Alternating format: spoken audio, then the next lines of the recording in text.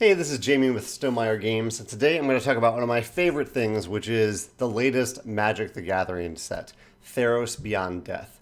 As usual, I hosted a draft for this set a few weeks ago now, and we just had a lot of fun with it.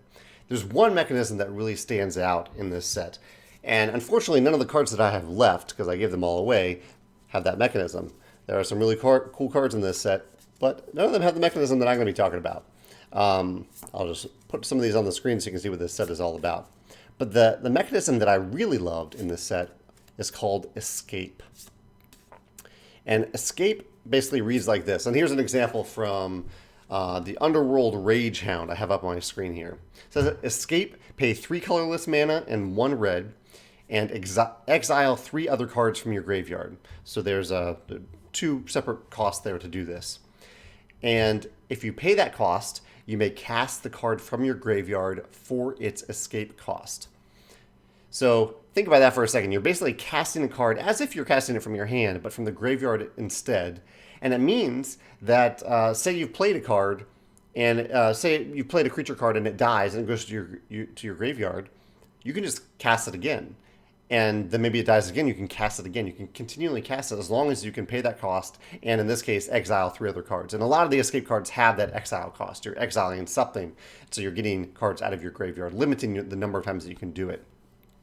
Some of these escape cards even have extra bonuses if you cast them as they're escaping. I think the idea is that this set is somewhat themed around Greek mythology and the idea of there being an underworld where creatures have died, things have died, and you're bringing them back, and they're coming back with some weird stuff. And so some of these cards actually get more powerful if you cast them for their escape cost rather than from hand.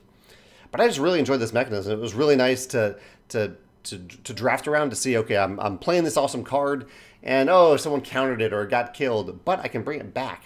And also knowing that at the right time, you can play something from your graveyard that maybe you had to discard earlier, or you didn't have, or you already used, and you just need to get it back. You need to play it again at the right time.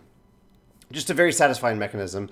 Pretty simple, but I think a lot of thought went into the design of this mechanism, and it's something that I think I would like to use in a game someday. Not that my games have graveyards, but there are times in my games where you spend cards and you want to get them back. I wonder if it could even work in a deck building game, like a Dominion style deck building game, where instead of automatically getting your discard pile back, that you need to cast cards from it or play cards from it for a cost at that point.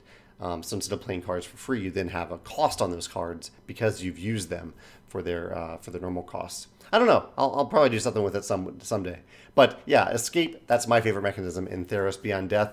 If you have a different one, or if you want to talk about any magic mechanism that reminds you of this, or any mechanism in any game that reminds you of this escape mechanism, I'd love to hear your thoughts in the comments.